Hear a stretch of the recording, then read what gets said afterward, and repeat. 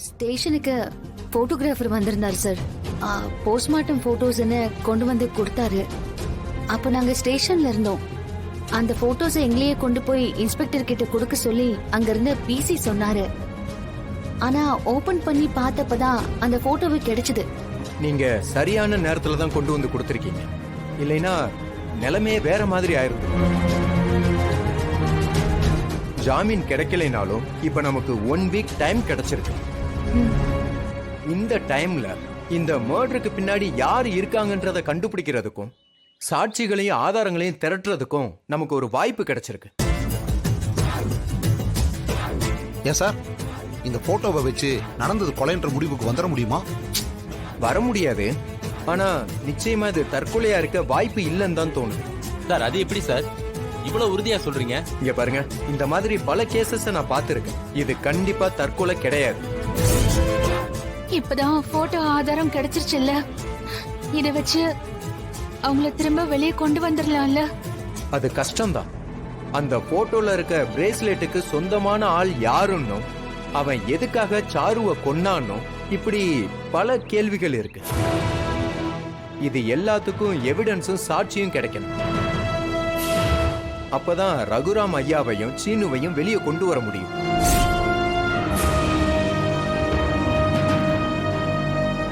சாரோட postmortem report இருந்தா அதுல ஏதாவது ஒரு க்ளூ கிடைக்கலாம்ல.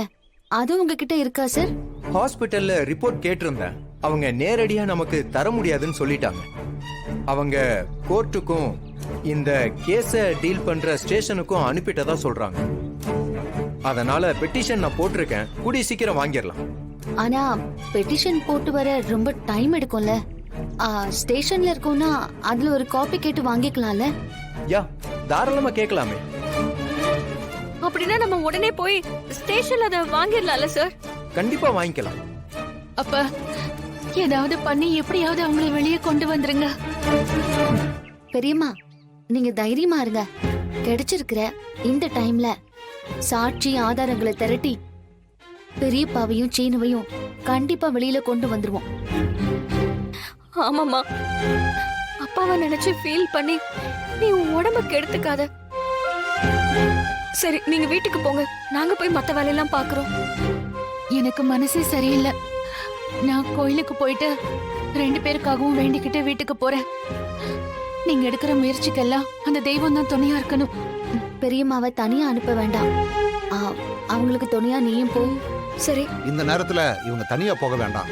துணைக்கு நானும் போயிட்டு வந்துடுறேன் மச்சான். சரியா? மாமா. அப்போ இவங்கெல்லாம் கோவிலுக்கு போட்டும் சித்தப்பா. நம்ம டைம் கெடுக்காம இப்பவே போலீஸ் ஸ்டேஷனுக்கு போய் அந்த போஸ்ட்மார்ட்டம் ரிப்போர்ட்டை வாங்கிடலாம்.